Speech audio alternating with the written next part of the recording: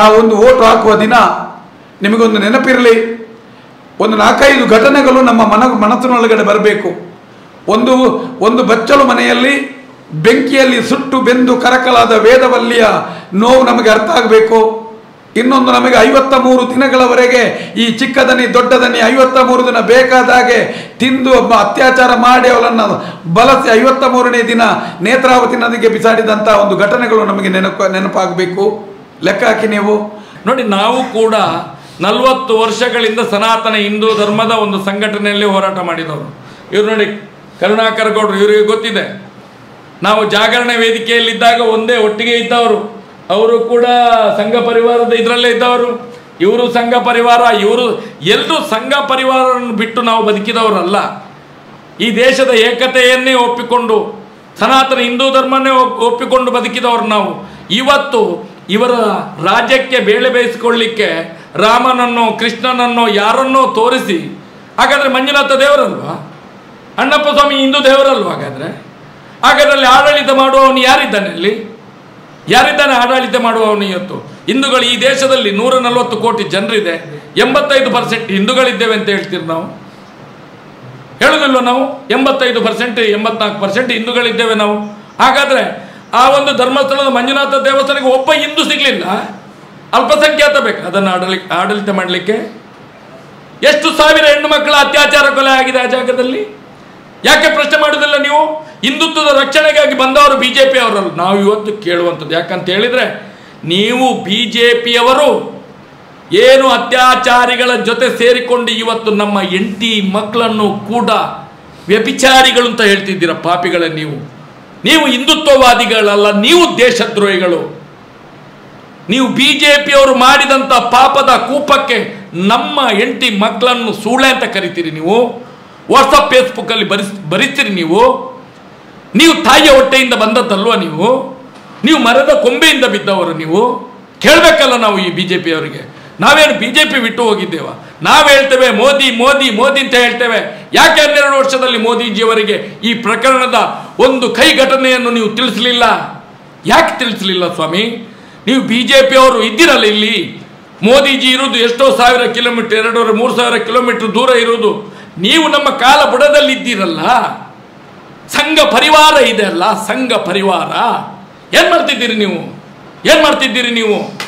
ಹಿಂದೂ ದೇವಸ್ಥಾನವನ್ನು ಹಾಳುಗೆಡವಿ ಅದೇ ಜಾಗದಲ್ಲಿ ಅತ್ಯಾಚಾರ, ಕೊಲೆ, ಸುಲಿಗೆ, ವಂಚನೆ, ದಗ. ಎಲ್ಲಿ? ಅಫ್ಘಾನಿಸ್ತಾನದಲ್ಲೆಲ್ಲ, ಪಾಕಿಸ್ತಾನದಲ್ಲೆಲ್ಲ. ಭಾರತ ದೇಶದ ಧರ್ಮಕ್ಷೇತ್ರ ನ್ಯಾಯಪೀಠದ ಬುಡದಲ್ಲೇ ಕೂತ್ಕೊಂಡು ಮಾಡ್ತಿದ್ದೀರಲ್ಲ.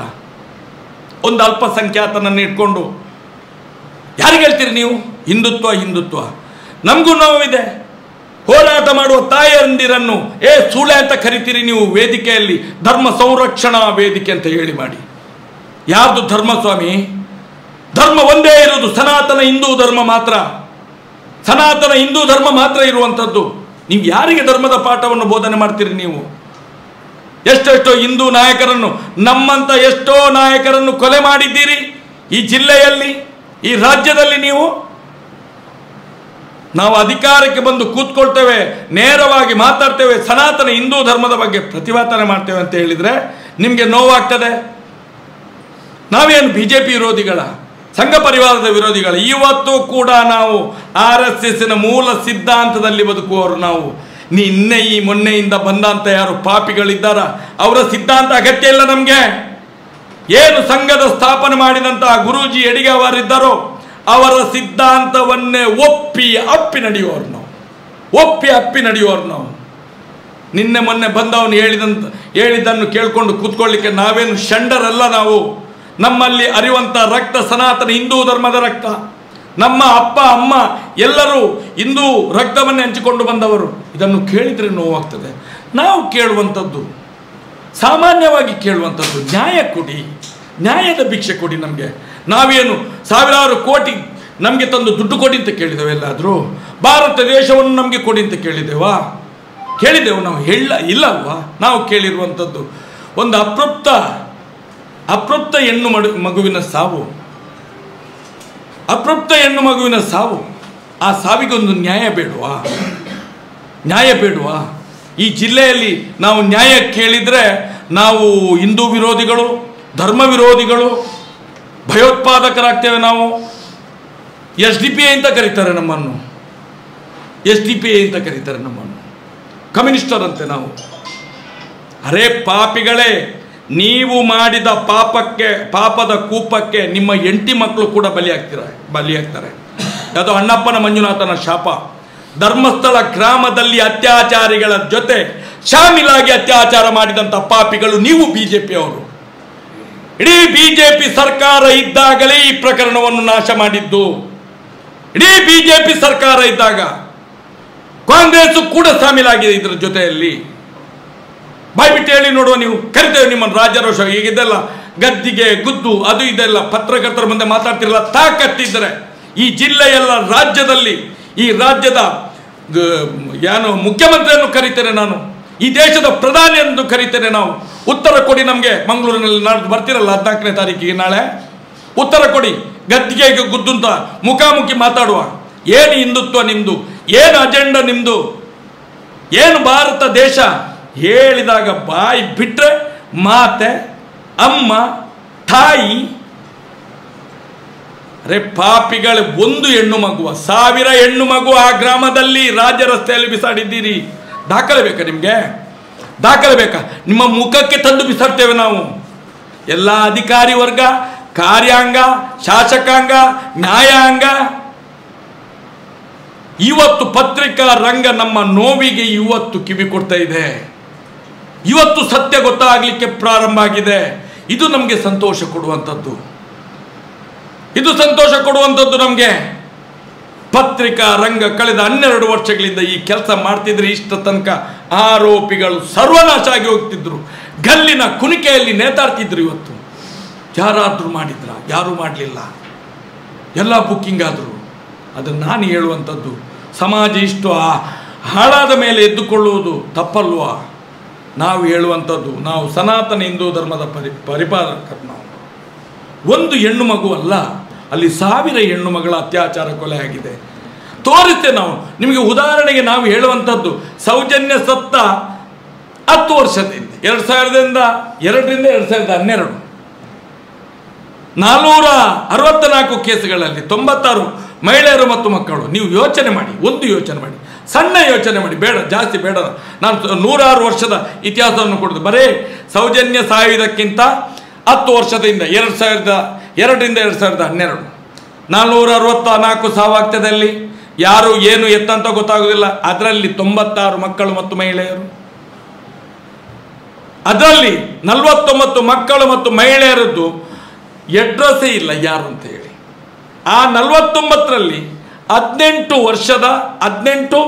ವರ್ಷದ ಕೆಳಗಿನದು ಅಪ್ರಾಪ್ತ ಹೆಣ್ಣು ಮಕ್ಕಳು 18. ಅದರಲ್ಲಿ 6 ವರ್ಷದ ಮಗು ಇದೆ, 9 ವರ್ಷದ ಮಗು ಇದೆ, 12 ವರ್ಷದ ಮಗು ಇದೆ. ಅದು ಇಲ್ಲಿ ತನಕ ತನಿಖೆ ಆಗಲಿಲ್ಲ.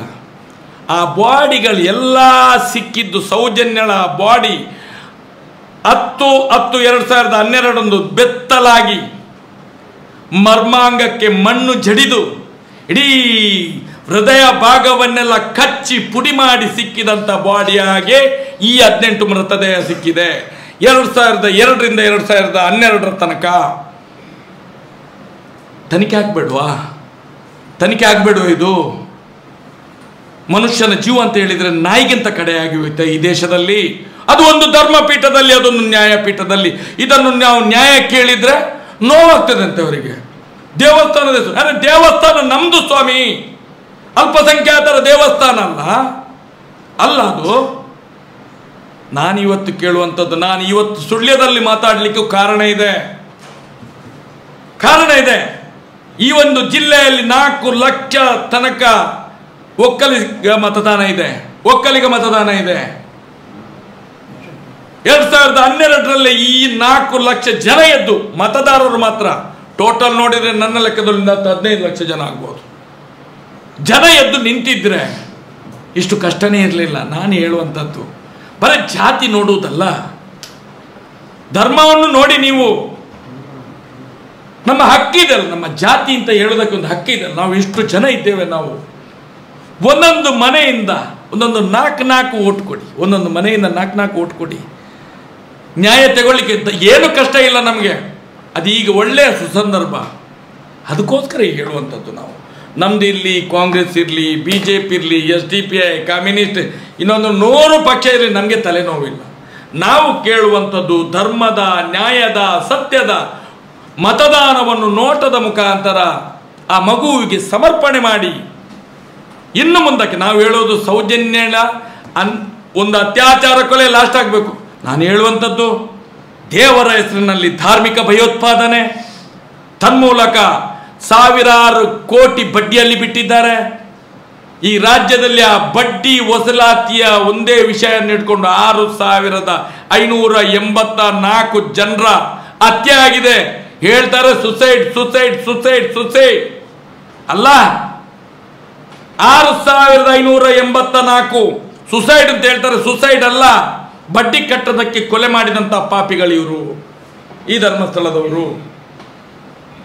ಎಷ್ಟೋ ಸಾವಿರ ಎಕರೆ ಸರ್ಕಾರಿ ಭೂಮಿಗಳನ್ನು ಒಳಗೆ ಹಾಕಿದಂಥ ಪಾಪಿಗಳು ಈ ಧರ್ಮಸ್ಥಳದವರು. ಸನಾತನ ಹಿಂದೂ ದೇವಸ್ಥಾನ ಪ್ರತಿನಿತ್ಯ 4 ರಿಂದ 5 ಕೋಟಿ ಸಂಪಾದನೆ ಆಗ್ತದೆ ಅಲ್ಲಿ. ಅದು ಸನಾತನ ಹಿಂದೂ ಧರ್ಮಕ್ಕೆ ಸೇರಿದಂಥ ಒಂದು ಹಣದ ಉಂಡಿ ಅದು. ಇವತ್ತು ಅಲ್ಪಸಂಖ್ಯಾತರು ಅದನ್ನು ಆ ದುಡ್ಡಿನ ಮೂಲದಿಂದಲೇ ಸನಾತನ ಹಿಂದೂ ಧರ್ಮವನ್ನು ಸರ್ವನಾಶ ಮಾಡ್ತಾ ಇದ್ದಾರೆ.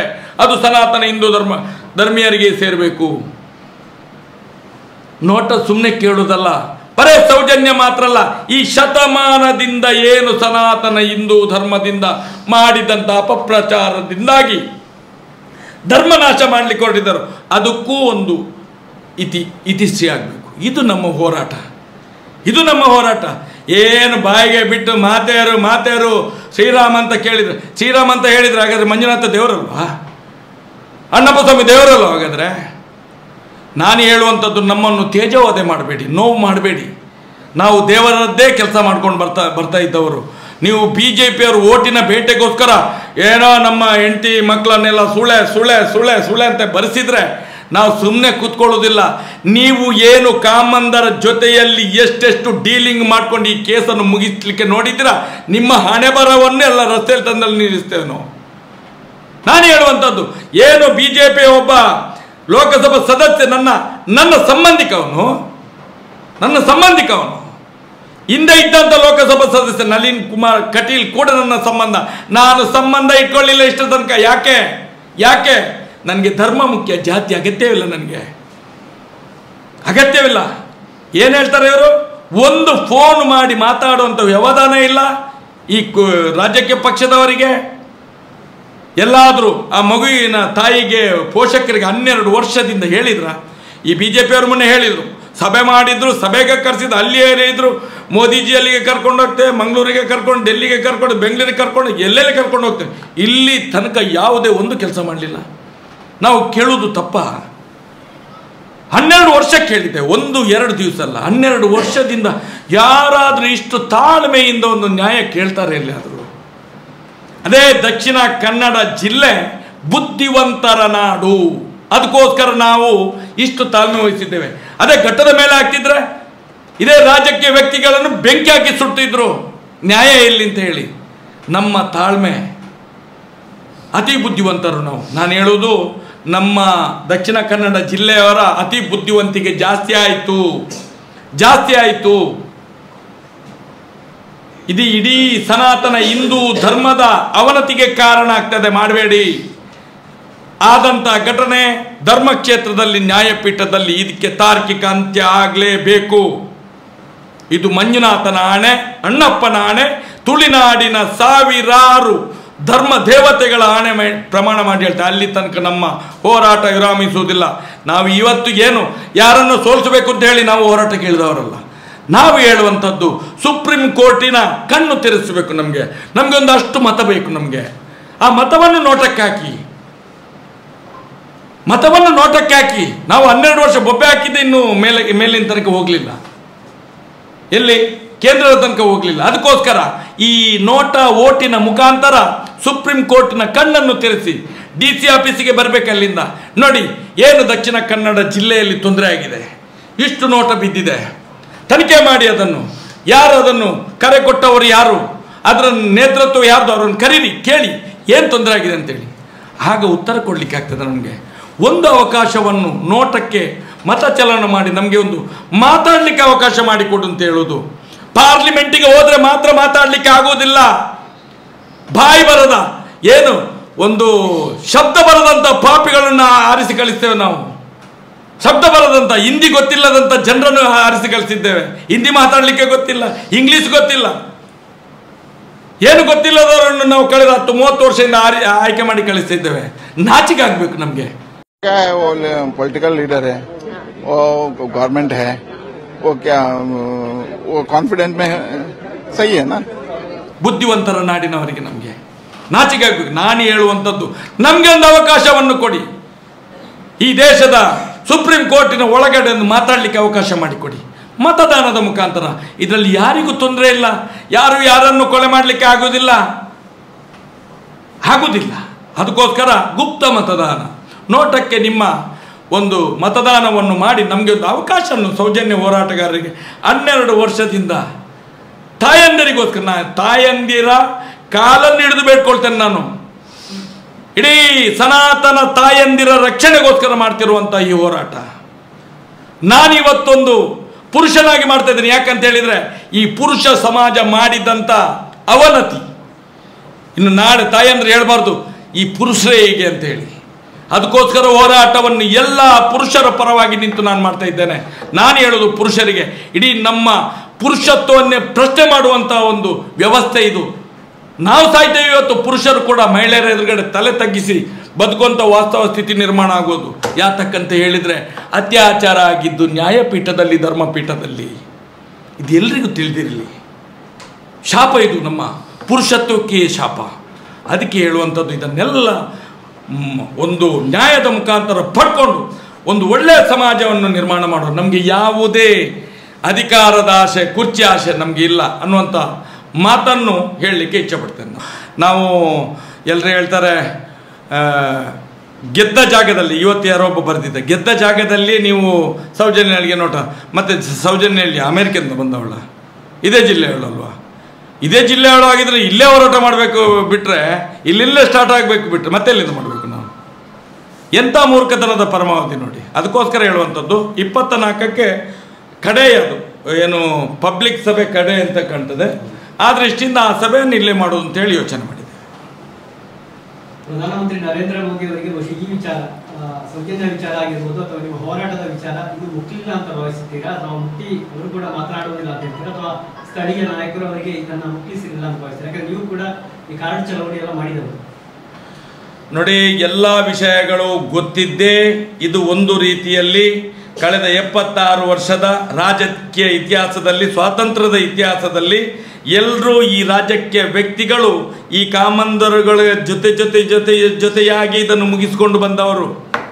ಇಲ್ಲಿ ತನಕ ಎಲ್ಲ ಕೇಸುಗಳನ್ನು ನೋಡಿ ನೀವು. ಪದ್ಮಾಲತಲಿಂದ ನಮಗೆ ಈಗಿನ ಹಿಂದೆದ್ದು ಬಿಡಿ, ಹಿಂದೆದ್ದು ಪ್ರಚಲಿತಕ್ಕೆ ಬರಲಿಲ್ಲ. ಪದ್ಮಾಲತಲಿಂದ ನಮ್ಮ ಒಂದು ನಾವು ಸಣ್ಣದಾಗಿ ನೋಡಿದ ಕೇಸು ಅಂತ ಹೇಳಿದರೆ, ಅಲ್ಲಿಂದ ಇಲ್ಲಿ ತನಕ ಎಲ್ಲ ರಿಪೋರ್ಟ್ಗಳು ಸಿ ರಿಪೋರ್ಟ್. ಯಾರು ಮಾಡಿದ್ದು? ಅಧಿಕಾರಿಗಳು ಕೈ ಹಾಕ್ಲಿಕ್ಕೆ ಹೋಗೋದಿಲ್ಲ. ನಾವು ಅಧಿಕಾರಿಗಳು ಸೌಜನ್ಯದಲ್ಲಿ ಮಾಡಿದ ತಪ್ಪನ್ನು ಹೇಳ್ತೇವೆ. ಅಲ್ಲಿ ಕೂಡ ರಾಜಕೀಯ ವ್ಯಕ್ತಿಗಳದ್ದೇ ಕೈವಾಡ ಇದ್ದದ್ದು. ರಾಜಕೀಯ ವ್ಯಕ್ತಿಗಳೇ 76 ವರ್ಷದ ಸ್ವಾತಂತ್ರ್ಯದಲ್ಲಿ ಈ ಅತ್ಯಾಚಾರಿಗಳನ್ನು ಸಾಕಿಕೊಂಡು ಬಂದವರು. ಮತ್ತು ಮೋದಿಜಿಗೆ ಗೊತ್ತಿರಲಿಕ್ಕೆ ಅಂತ ಹೇಳಿದರೆ ಅವರು ಕುರುಡ್ರಲ್ಲ, ಕಿವುಡ್ರಲ್ಲ, ಎಲ್ಲವೂ ಇದೆ ಅಲ್ಲ ಅವರಿಗೆ. ಇಷ್ಟು ಸಣ್ಣ ಮಗು ಹೇಳಿದರೆ ಅವರು ಟ್ವೀಟ್ ಮಾಡ್ತಾರೆ. ಕುಂದಾಪುರದಲ್ಲಿ ಯಾರೋ ಒಬ್ಬ ಚಪ್ಪಲಿ ಹೊಲಿಯೋರು ಇದು ಮಾಡಿದರೆ ಅಲ್ಲಿಂದ ಟ್ವೀಟ್ ಮಾಡ್ತಾರೆ.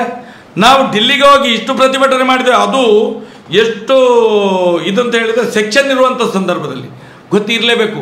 ಹಿಂದೆ ಗೊತ್ತಿಲ್ಲದಾದ್ರು ನಾನು ಹೇಳಿದ್ದೇನೆ, ಸಂಘದ ನಾವು ಹೇಳ್ತೇವಲ್ಲ, ಈ ದೇಶದಲ್ಲಿ ಸ್ವಯಂ ಸೇವಕ ಸಂಘದ ಒಂದು ಬೂತ್ ಮಟ್ಟದಲ್ಲಿ ಕಾರ್ಯಕರ್ತರಿದ್ದಾರೆ ಅಂತೇಳಿ. ಇವರಿಗೆ ಇನ್ನು ಗೊತ್ತಾದರೆ, ಸಂಘದವರಿಗೆ ಗೊತ್ತಾದರೆ ಮೋದಿಗೆ ಹೋಗಲೇಬೇಕಲ್ಲ. ನಾನು ಹೇಳುವಂಥದ್ದು ಅದು ನೋವಲ್ಲ. ನಮ್ಮದು ಘಟನೆ ಆಗಿ 12 ವರ್ಷ ಆಯ್ತಲ್ಲ. 2012ರಲ್ಲಿ ಆಗಿದೆ. 2022ರಲ್ಲಿ ರಾಜ್ಯಸಭಾ ಸದಸ್ಯರನ್ನಾಗಿ ಹೇಗೆ ಮಾಡಿದ್ರು ಇವರು? ನಾವು ಹೇಳ್ತಾ ಇದ್ದೇವಲ್ಲ, ಅತ್ಯಾಚಾರಗಳನ್ನು ರಕ್ಷಣೆ ಮಾಡಿದವರು ಕೂಡ ಇದ್ದಾರೆ ಅಂತೇಳಿ ಬೊಟ್ಟು ಮಾಡಿ ಹೇಳಿದ್ದೇವಲ್ಲ. ಈಗ ನಮಗೆ ಅದರ ಹೆಸರು ಹೇಳಲಿಕ್ಕೆ ಆಗೋದಿಲ್ಲ, ಕೋರ್ಟಿನಿಂದ ಅಡೆತಡೆ ಇರುವುದರಿಂದ ನಮಗೆ. ಹೇಗೆ ಮಾಡಿದ್ರು? ಹಾಗಾದರೆ ಅತ್ಯಾಚಾರಿಗಳು ಯಾರು? ಈ ರಾಜಕೀಯ ವ್ಯಕ್ತಿಗಳಲ್ವಾ? ರಾಜ್ಯ ಸರ್ಕಾರ ಇರ್ಬೋದು, ಕೇಂದ್ರ ಸರ್ಕಾರ ಇರ್ಬೋದು, ಎಲ್ಲ ರಾಜಕೀಯ ಪಕ್ಷದ ನೇತಾರರೇ ಹೇಳ್ತದೆ. ಈ ದೇಶದ ಕಾನೂನು ಹೇಳ್ತದೆ, ಅತ್ಯಾಚಾರ ಮಾಡಿದವ ಅವನನ್ನು ರಕ್ಷಣೆ ಮಾಡಿದವ ಎಲ್ಲರೂ ಒಂದೇ ಅಂತೇಳಿ. ಹಾಗಾದ್ರೆ ಇವರೆಲ್ಲರೂ ಅತ್ಯಾಚಾರಿಗಳ? ಜನ ಯೋಚನೆ ಮಾಡಬೇಕು, ಇದನ್ನು ಜನ ಯೋಚನೆ ಮಾಡಬೇಕು. ಯಾರೋ ಹೇಳಿದ ಎಲ್ಲ ಕೂತ್ಕೊಂಡು ಅಲ್ಲಿ ರಾಮ ಮಂದಿರ ಕಟ್ಟಿದ್ದಾರೆ. ನಾನು ಹೇಳ್ತೇನೆ, ರಾಮ ಮಂದಿರ ಕಟ್ಟಿದ್ದಾರೆ ಸ್ವಾಮಿ, ಒಂದ್ಸಲ ಹೋಗಿ ಬನ್ನಿ. ನಾನು ಕೇಳುದು ಈ ಜಿಲ್ಲೆಯ ಒಬ್ಬ ಮತದಾರ. ನಾವು ನೋಡಿ ಮೊನ್ನೆ ಡಿಲ್ಲಿಗೆ ಹೋದಾಗ ನಮ್ಮ ಹೋರಾಟಗಾರರಲ್ಲಿ ಕೆಲವರು, ನಾವೇನು ಏನು ಪಾಪಿಷ್ಟ್ರು, ನಾವು ಧರ್ಮ ವಿರೋಧಿಗಳು. ನಮ್ಮ ಜೊತೆಯಲ್ಲಿದ್ದವರು ವಾಪಸ್ ಬರುವಾಗ ನಮಗೆ ಟಿಕೆಟ್ ಬೇಡ, ನಾವು ಡೆಲ್ಲಿಗೆ ಹೋಗುವ, ಇದಕ್ಕೆ ರಾಮ ಮಂದಿರಕ್ಕೆ ಹೋಗೋರು ಅಂತೇಳಿ. ಅಲ್ಲಿಗೆ ಹೋಗಿ ಬಂದವರು ಏನು ಹೇಳ್ತಾರೆ ಗೊತ್ತಾ? ಇನ್ನೊಂದು 3 ವರ್ಷದ ಮೇಲೆ ಹೋದ್ರೆ ಸಾಕಣ್ಣ, ಇನ್ಯಾರು ಹೋಗ್ಬೇಡ ಅದಕ್ಕೆ ಸದ್ಯಕ್ಕೆ ಅಂತೇಳಿ. ಯಾತಕ್ಕೆ ಹೇಳ್ತಾರೆ? ಒಂದು ದೇವಸ್ಥಾನದ ಕೆಲಸ ಆಗದೆ ಯಾರು ಎಲ್ಲಿಯಾದರೂ ಪ್ರತಿಷ್ಠೆ ಮಾಡ್ತಾರ? ಇದನ್ನು ಪ್ರಶ್ನೆ ಮಾಡಿದ್ರೆ ಕೋಮುವಾದಿ ಅವನು, BJP ಸೋಲಿ. ಸ್ವಾಮಿ, ದೇವಸ್ಥಾನ ನಮ್ಮ ರಾಮಸ್ವಾಮಿ, ನಮ್ಮ ನಾವು ಅದಕ್ಕೋಸ್ಕರ ನಮ್ಮ ಪ್ರಾಣವನ್ನು ಬೆಲೆ ಇಡುವಂಥ ಜನಗಳು ನಾವು ಎಷ್ಟು ಹೋರಾಟ ಮಾಡಲಿಲ್ಲ? ಎಷ್ಟೋ ಕೋಟಿ ಜಪ ಮಾಡಿದೆ ರಾಮನಾಮ ತಾರಕ ಮಂತ್ರ. ನಮಗೆ ಇವರು ಅದರ ಪಾಠವನ್ನು ಕಲಿಸಬೇಕು ಅಂತ ಹೇಳಿ ಈ ರಾಜಕೀಯ ವ್ಯಕ್ತಿಗಳಿದ್ದಾರೆ ಅಲ್ಲಿ. ಇವತ್ತು ಕೇಸರಿ ಅಂತ ಹೇಳಿದರೆ ಕೆಂಪು ಅಂತ ಹೇಳ್ತಾರೆ, ಅಂಥ ಪಾಪಿಗಳಿರೋದು. ನಮಗೆ ಹಿಂದುತ್ವದ ಪಾಠ ಕಲಿಸಬೇಡಿ. ನೀವು ಮಾಡಿದ ತಪ್ಪನ್ನು ನಮ್ಮನ್ನು ತೇಜೋವಧೆ ಮಾಡಿದರೆ ಖಂಡಿತ ಬಿಡುವುದಿಲ್ಲ. ನಾವು ಧರ್ಮಕ್ಕೆ ಏನು ಕೊಟ್ಟಿದ್ದೇವೆ? ಎಷ್ಟು ನನ್ನಂತ ಬಿಡಿ, ನನಗಿಂತ ಜಾಸ್ತಿ ಕೆಲಸ ಮಾಡಿದಂಥ ಒಂದು ಕಾರ್ಯಕರ್ತನ ಕೊಲೆ ಮಾಡಿದ್ದೀರಿ ನೀವು. ಲಾಸ್ಟಿಗೆ ರಫೀಕ್ ಅನ್ನುವಂಥ ಒಬ್ಬ ಮುಸಲ್ಮಾನನ್ನು ಓಡ್ದು ಬಿಸಾಡಿದ್ರಿ ನೀವು. ಹೌದಾ? ಅವನು ಹಿಂದೂ ನಾಯಕರ ಕೊಲೆ ಮಾಡಿದಾನ ಅವನು. ನಾನು ಮಾತಾಡಲಿಕ್ಕೆ ಹೋಗುವುದಿಲ್ಲ. ನಾವು ಸುಮ್ಮನೆ ಇದ್ದೇವೆ ಅಂತ ಹೇಳಿದರೆ ಅದು ನಮಗೆ ಏನು ಗೊತ್ತಿಲ್ಲ ಅಂತ ಹೇಳೋದು ಬೇಡ. ನೀವು ಹಿಂದೆ ಈ ಸೌಜನ್ಯ ಪರವಾಗಿ ಯಾರಾದರೂ ಅಭ್ಯರ್ಥಿಗಳಿದ್ರೆ ಅವರಿಗೆ ನಾವು ಬೆಂಬಲ ಕೊಡಬಹುದು ಏನೋ ಮಾತುಗಳನ್ನ ಹೇಳಿದ್ದೀವಿ. ಈ ಚುನಾವಣೆಯಲ್ಲಿ ಒಬ್ಬರು ಪಕ್ಷದಿಂದ ನಿಂತಿದ್ದಾರೆ, ಅವರು ಸೌಜನ್ಯ ಪರ ಪಾದಯಾತ್ರೆಯಲ್ಲಿ ಕೂಡ ಭಾಗವಹಿಸಿದ್ದಾರೆ, ನಿಮ್ಮೊಂದಿಗೆ ಹೋರಾಟದಲ್ಲಿ ಕೂಡ ಭಾಗವಹಿಸಿದ ನೆನಪು ಬಹುಶಃ KRS ಪಕ್ಷದ ಬಹುಶಃ ಆ ಅಭ್ಯರ್ಥಿಗೆ ಬೆಂಬಲ ಕೊಡಬಹುದು. ನೋಡಿ, ತುಂಬ ಮಂದಿ ಹೋರಾಟಕ್ಕೆ ಬರ್ತಾರೆ, ತುಂಬ ಮಂದಿ ಅವರವರ ಒಂದು ಇರ್ತದೆ, ಅವರವರಿಗೆ ಇರ್ತದೆ. ಸೌಜನ್ಯ ಪರವಾಗಿ ಹೋರಾಟಕ್ಕೆ ಒಂದ್ಸಲ ಬಂದ ತಕ್ಷಣ 12 ವರ್ಷದಿಂದ ಎಲ್ಲಿದ್ರು? ಮೊನ್ನೆ ಬಂದ ತಕ್ಷಣ ನಾವು ಹೋರಾಟದಲ್ಲಿ ನೀವು ಎಲೆಕ್ಷನ್ಗೆ ನಿಮ್ಮನ್ನು ಗೆಲ್ಲಿಸ್ತೇವೆ ಅಂತ ಹೇಳಿರಿ. ನಾವೇನು ಓಟು ನಮ್ಮ ಕೈಯಲ್ಲಿ ಇರುವುದಲ್ಲ. ನಾವು ಹೇಳಿದೆ ಅವರಿಗೆ, ನಾವು ನೋಟಕ್ಕೆ ಅಭಿಯಾನ ಪ್ರಾರಂಭ ಮಾಡಿ ಆಗಿದೆ, ನೀವು ಈಗ ಬಂದು ನಾವು ಹೋರಾಟ ಮಾಡಿದೆ ಅಂತ ಕೇಳಿದರೆ ಸಂತೋಷ. ನೀವು ಬಂದದ್ದು ಹೊಸ ಪಕ್ಷ, ನೀವು ಇನ್ನೂ ಬೆಳಿಬೇಕಷ್ಟೇ. ನಿಮಗೆ ಈಗ ನಾವು ಈ ನೋಟದ ಅಭಿಯಾನದ ಜೊತೆಯಲ್ಲಿ ಡಿಕ್ಲೇರ್ ಮಾಡಿದ ಮೇಲೆ ನೀವು ಬಂದು ನಮ್ಮ ಹತ್ರ ಮಾತಾಡಲಿಲ್ಲ ಆಗ್ತದೆ. ಈಗ ಅವರಿಗೆ ಹೇಳಿದ್ದೇವೆ, ಮನೆಗೆ ಬಂದಿದ್ರು ಹೇಳಿದ್ದೇವೆ ನಾವು. ಅವರು ಬಂದದ್ದು ಬಹಳ ಲೇಟ್ ಆಯಿತು. ಆದರೂ ಮುಂದಿನ ದಿನಗಳಲ್ಲಿ ಇದೇ ಹೋರಾಟ ಮಾಡಲಿ ಅಲ್ಲ ಅವರು. ಇದೊಂದು ಬಿಜೆಪಿ ನಾಯಕರು ಮಾಡ್ತಾ ಇರುವಂತಹ ಈ ನೋಟ ಅಭಿಯಾನ ಇದೆ, ಕಾಂಗ್ರೆಸ್ ಪರವಾಗಿ ಮಾಡ್ತಾ ಇದ್ದಾರೆ. ಕಾಂಗ್ರೆಸ್ ಪರವಾಗಿ ಮಾಡ್ತಾ ಇದ್ದೀವಿ. ಇವರೇನು ಇಷ್ಟ ತನಕ ಸತ್ತಿದ್ದಾರೆ? ಇಡೀ ಸೌಜನ್ಯನ ಒಂದು ಅತ್ಯಾಚಾರವನ್ನು ಸಂತೋಷ ಪಡೆದವರು ಇದೇ BJPಯ ನಾಯಕರು. ಸೌಜನ್ಯನ ಅತ್ಯಾಚಾರ ಮಾಡಿದ್ದನ್ನು ಸಂತೋಷ ಪಟ್ಟವರು ಇದೇ BJPಯ ನಾಯಕರು. ನಾನು ಹೇಳ್ತೇನೆ ಅವರಿಗೆ, ಅವರೇ ಇದನ್ನು ಹೇಳ್ತಾ ಇರುವಂಥದ್ದು. ಇವತ್ತು ಎಲ್ಲ ಕಡೆಯಿಂದಲೂ ನಮ್ಮ ಬಗ್ಗೆ ಟೀಕೆ ಮಾಡುವವರು ಅವರೇ, ಬಿಜೆಪಿಯವರೇ. ಯಾರು ಕಾಮಂದರ ಪರವಾಗಿದ್ದಾರೆ ಅವರೇ ಮಾಡುವಂಥದ್ದು. ಸೌಜನ್ಯನ ಅತ್ಯಾಚಾರದಲ್ಲಿ ಕಾಮಂದನ ರಕ್ಷಣೆ ಮಾಡಿ ಸಂತೋಷ ಪಟ್ಟವರು ಇವರು. ಅದಕ್ಕೋಸ್ಕರ ಅವರು ಕೇಳುವಂಥ ಪ್ರಶ್ನೆ, ದಾಖಲೆ ತೋರಿಸಲಿ ಇವರು. ಮೊನ್ನೆ ಜಗದೀಶ್ ಶೆಟ್ಟರ್ ಇದ್ರಲ್ಲ, ಕಾಂಗ್ರೆಸ್ಸಲ್ಲಿ ಇದ್ರಲ್ಲ, ಈಗ ಯಾರು ಈ BJPಯವರ ಅಪ್ಪನವರು ಜಗದೀಶ್ ಶೆಟ್ಟರು? ಮೊನ್ನೆ ಕಾಂಗ್ರೆಸ್ನವರ ಅಪ್ಪ ಅಂತ ಹೇಳ್ತಿದ್ರು, ಈಗ ಇವರಪ್ಪನ. ಈಗ ಈಶ್ವರಪ್ಪ ಹೊರಗೆ ಹೋಗಿದ್ದಾರೆ, ನಾಳ್ದು ಪುನಃ ವಾಪಸ್ ಒಳಗಡೆ ಬರ್ತಾರೆ. ಅದನ್ನು ಒಪ್ಕೊಳ್ತಾರ? ಈಗ ಮೊನ್ನೆ ಕಾಂಗ್ರೆಸ್ಸಿಂದ 17 ಜನ ಒಳಗಡೆ ಬಂದರು, BJP ಒಳಗಡೆ ಬಂದರು. ಅವ್ರು ಎಂತೆಂಥ ಪಾಪಿಷ್ಟು ಅಂತ ಗೊತ್ತಿದೆ, ಸಮಾಜಕ್ಕೆ ಗೊತ್ತಿದೆ. ಈಗ ಒಳಗಡೆ ತಗೊಂಡಿದ್ರೆ ಈಗ ಒಬ್ಬೊಬ್ಬರು ಹೊರಗಡೆ ಹೋಗ್ತಾ ಇಲ್ವಾ? ಈ ರಾಜ್ಯಕ್ಕೆ ಅದಕ್ಕೆ ಹೇಳೋದು, ಇದನ್ನು ನಂಬಬೇಡಿ ಜನಗಳೇ, ನೀವು ಮಂಕಾಗಬೇಡಿ. ಈ ಪಾಪಿಗಳು ಎಲ್ಲ ಪಕ್ಷವೂ ಒಂದೇ, ಇವರಿಗೆ ಅಪ್ಪನೂ ಒಂದೇ, ಅಮ್ಮನೂ ಒಂದೇ, ಎಲ್ಲವೂ ಒಂದೇ ಇವರಿಗೆ. ರಾಜಕೀಯ ಅನ್ನೋದ್ರಲ್ಲಿ ಅದರಲ್ಲಿ ಬೇರೆ ಏನಿಲ್ಲ. ಅವರವರ ಗಿಮಿಕ್ಸ್ಗಳಷ್ಟೇ, ಜನರನ್ನು ಮೋಸ ಮಾಡುವಂಥದ್ದು. ಅದಕ್ಕೆ ಹೇಳೋದಲ್ಲ, ನಾವು ರಾಜಕೀಯಕ್ಕೆ ಅದಕ್ಕೆ ಹೋಗಲಿಲ್ಲ ಯಾವತ್ತು. ಹಿಂದೂ ಸಂಘಟನೆಯಿಂದ ಕೆಲಸ ಮಾಡಿ ಕರ್ನಾಟಕನಿಗೆ ಗೊತ್ತುಂಟು. ನಾವು ಇಲ್ಲಿ ತನಕ ಯಾವುದೇ ರಾಜಕೀಯ ಪಕ್ಷದ ಕೈಯಾಳುಗಳಲ್ಲ. ಒಳ್ಳೆ ಕೆಲಸ ಮಾಡಿ, ಯಾರು ಇರಲಿ ಅವನು ಈ ದೇಶದ ಬಗ್ಗೆ ಒಳ್ಳೆ ಕೆಲಸ ಮಾಡುವವನಿಗೆ ನಮ್ಮ ಮತ ಅಂತ ಹೇಳಿ. ಈ ನೋಟಾ ಅಭಿಯಾನಕ್ಕೆ ಗ್ರೌಂಡ್ ವರ್ಕ್ ಹೇಗೆ ಮಾಡ್ತೀರಿ ಅಂತ ನಾನು ಬೂತ್ ಇಟ್ಲಿಕ್ಕೆ ಉಂಟಾ ಅಥವಾ ಮನೆ ಮನೆ? ಉದಾಹರಣೆಗೆ ಎಲ್ಲ ರಾಜಕೀಯ ಪಕ್ಷಗಳಿಗೆ ಏನು ಅಂತ ಹೇಳಿದರೆ, ಎಲೆಕ್ಷನ್ ಬಂದಾಗ ಮುಂದ್ಗಡೆ ಬರುವುದು, ಅವ್ರದ್ದು ಅಜೆಂಡ ಇರ್ತದೆ, ಅದು ಕೊಟ್ಟಿದ್ದೇವೆ ಇದು ಕೊಟ್ಟಿದ್ದೇವೆ ಸವಲತ್ತು. ನಮಗೆ ಹಾಗೆಲ್ಲ. ನಮಗೆ ಕಳೆದ 7-9 ತಿಂಗಳಿಂದ ನಿರಂತರ ನಮ್ಮ ಹೋರಾಟ ನಡೀತಾನೆ ಇದೆ. ಇಡೀ ರಾಜ್ಯದಲ್ಲಿ ದೇಶದ ಒಳಗಡೆನೂ ನಮ್ಮ ಹೋರಾಟ ನಿರಂತರ ನಡೀತಿದೆ. ಆ ದೃಷ್ಟಿಯಿಂದ ನಮಗೆ ಇದಕ್ಕೆ ಇದು ಕೊಡುವಂಥದ್ದು ಏನು, ನಾವು ಬರೀ ಮೀಡಿಯಾಗಳಲ್ಲಿ ಮಾತನಾಡಿ ಕೂಡ ವೋಟ್ ಮಾಡ್ಬೋದು ಅನ್ನೋದು. ಯಾಕಂತ ಹೇಳಿದರೆ ಇವತ್ತಿನ ದಿನದಲ್ಲಿ ಮನೆಗಳಲ್ಲಿ 1-2-3 ಮೊಬೈಲ್ಗಳು ಖಂಡಿತವಾಗಿದೆ. ಆವತ್ತಿನ ಸೌಜನ್ಯನ ಹೋರಾಟದ ಸಂದರ್ಭದಲ್ಲಿ ಮೊಬೈಲ್ಗಳು ಇರಲಿಲ್ಲ, ಜಾಸ್ತಿ ಲೆಕ್ಕದ ಮೊಬೈಲ್ಗಳಿದ್ದದ್ದು. ಇವತ್ತು ಈ ಏನು ಸೋಷಿಯಲ್ ಮೀಡಿಯಾಗಳು ಭಾಳಷ್ಟು ಕೆಲಸಗಳನ್ನು ಮಾಡ್ತಾ ಇದ್ದಾವೆ. ಆ ದೃಷ್ಟಿಯಿಂದ ನಮಗೆ ನೋಟಕ್ಕೆ ಮತಯಾಚನೆ ಮಾಡಲಿಕ್ಕೆ ನಮಗೆ, ಉದಾಹರಣೆಗೆ ನಾನು ನಿಮ್ಮ ಹತ್ರ ಬೇಡ್ಕೊಳ್ಳುವಂಥದ್ದು, ಮಾಧ್ಯಮದವರು ನೀವು ಮನಸ್ಸು ಮಾಡಿದರೆ ಏನು ಮಾಡ್ಬೋದು. ನೀವುಗಳು ಸತ್ಯದ ಪರವಾಗಿ ನಿಂತರೆ ನಾವು ಏನು ಬೇಕಾದರೂ ಮಾಡ್ಬೋದು. ಈ ಸಮಾಜವನ್ನು ಉನ್ನತ ಸ್ಥಾನಕ್ಕೆ ಕೊಂಡೊಯ್ಬೇಕು. ಇವತ್ತು ನೋಡಿ, ನಾವು ಎಷ್ಟೋ ಕಡೆಗಳಲ್ಲಿ ಅಣ್ಣ ನಮಗೆ ಒಂದು ಓಟು ಕೊಟ್ಟಿದ್ದೆ, ಯಾರಾದ್ರು ಫೋನ್ ನಂಬರ್ ಕೊಟ್ಟು ಮಾಡಿ, ನೀವು ಹೇಳೋದೇನು ನಾವು ಶುರು ಮಾಡಿ ಆಗಿದೆ ಅಂತ ಹೇಳ್ತಾರೆ. ನಮಗೆ ನೋವಿಲ್ಲ ಇದರಲ್ಲಿ. ಯಾಕಂತ ಹೇಳಿದರೆ ಜನರೇ ಸ್ವಯಂ ಪ್ರೇರಿತರಾಗಿ ಇವತ್ತು ನೋಟಕ್ಕೆ ಮತದಾನವನ್ನು ಯಾಚನೆ ಮಾಡುವಂಥ ಕೆಲಸವನ್ನು ಪ್ರಾರಂಭ ಮಾಡಿ ಆಗಿದೆ.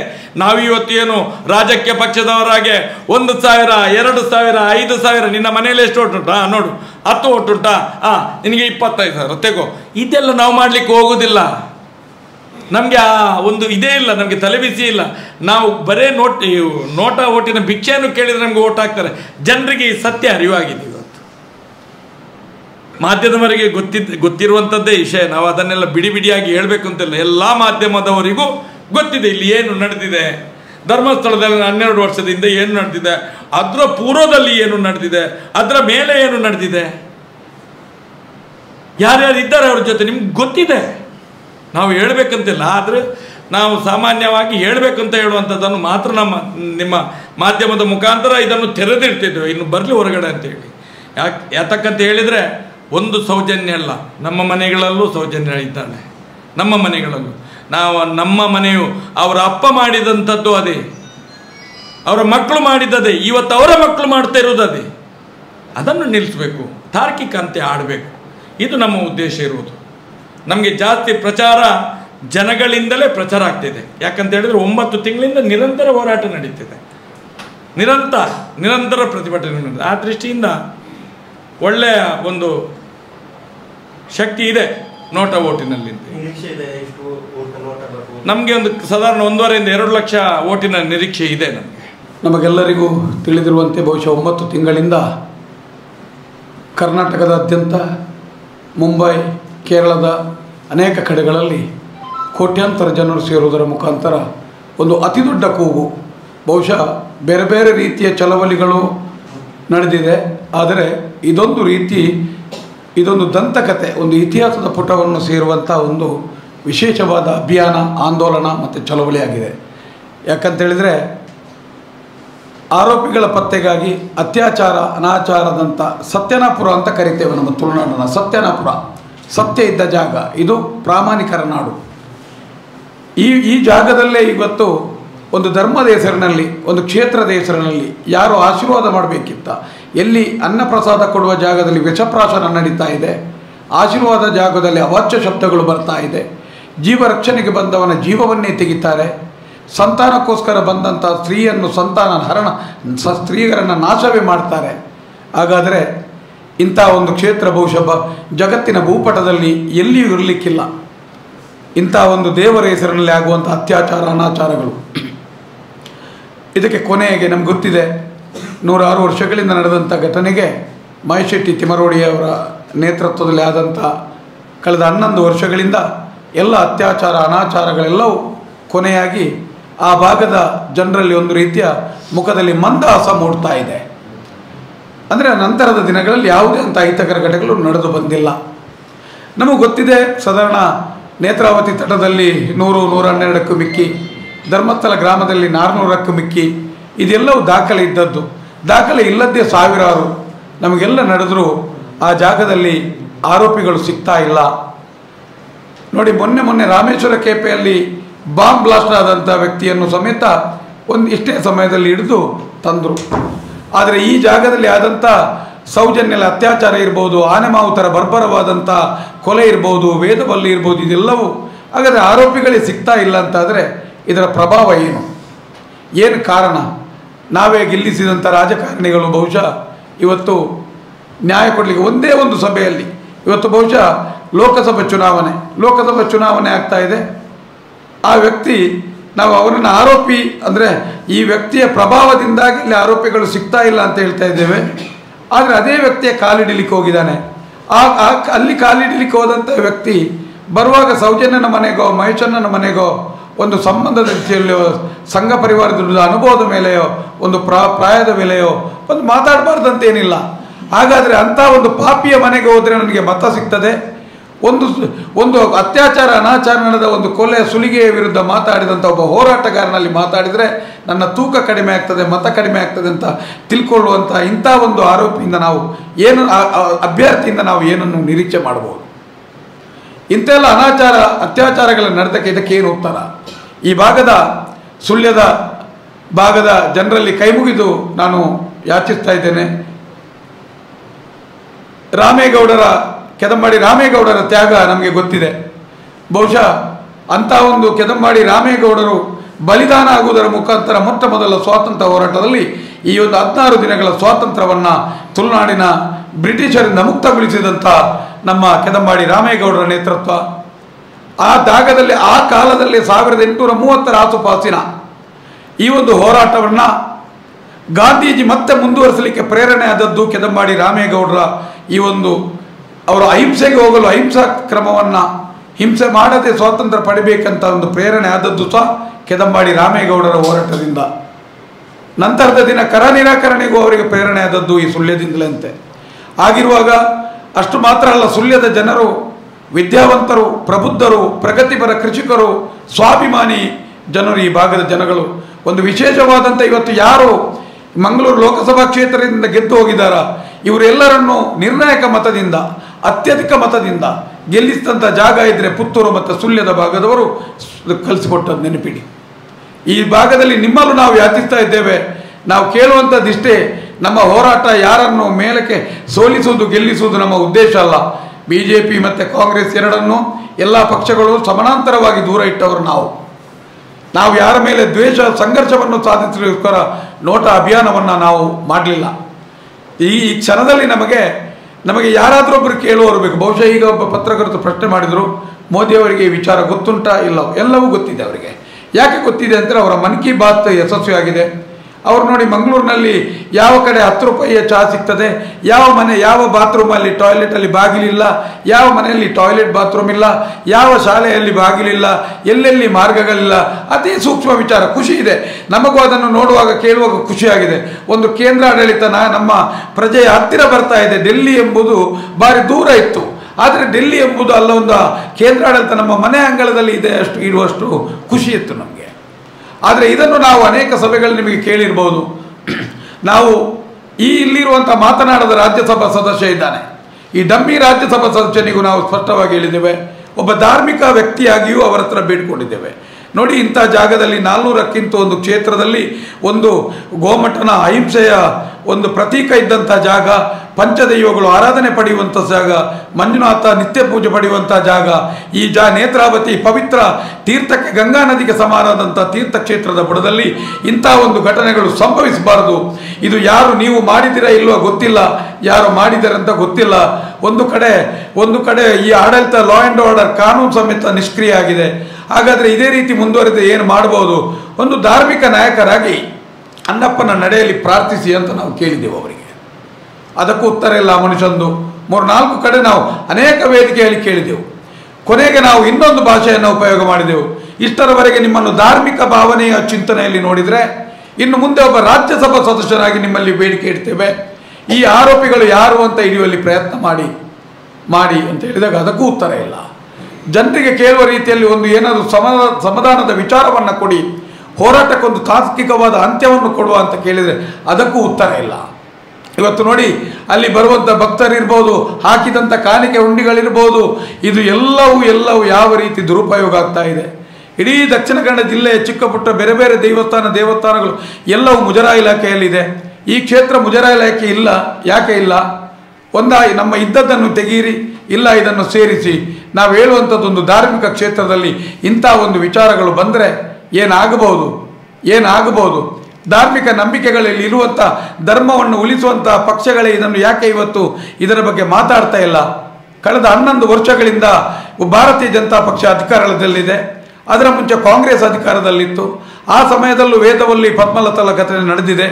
ನಾವು ಯಾಕೆ ಇದನ್ನು ಸಮಾನಾಂತರವಾಗಿ ದೂರ ಇಟ್ಟಿದೆ ಅಂತ ಹೇಳಿದರೆ, ನಮಗೆ ಎರಡೂ ಪಕ್ಷಗಳ ಮೇಲೆಯೂ ನಂಬಿಕೆ ಇಲ್ಲ. ಎರಡೂ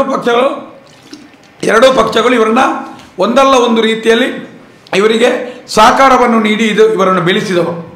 ನೆನಪಿಡಿ, ಪದ್ಮಭೂಷಣ ಇವರಿಗೆ, ಡಾಕ್ಟರೇಟ್ ಗಂಡ ಹೆಂಡತಿಗೆ ಇವರಿಗೆ, ರಾಜರ್ಷಿ ಇವರಿಗೆ, ಧರ್ಮಾಧಿಕಾರಿ ಇವರಿಗೆ, ಜಗತ್ತಿನಲ್ಲಿ ಏನೇನು ಪ್ರಶಸ್ತಿಗಳಿದೆ, ಈ ಪಟ್ಟಗಳೆಲ್ಲವೂ ಈ ಗಂಡ ಹೆಂಡತಿಗ? ಈ ಒಂದು ಕುಟುಂಬಕ್ಕ? ಸಮಾಜದಲ್ಲಿ ಯಾರು ಬೇರೆ ಪ್ರತಿಭೆಗಳು, ದಾನಿಗಳು, ಜ್ಞಾನಿಗಳು ಇಲ್ವೇ?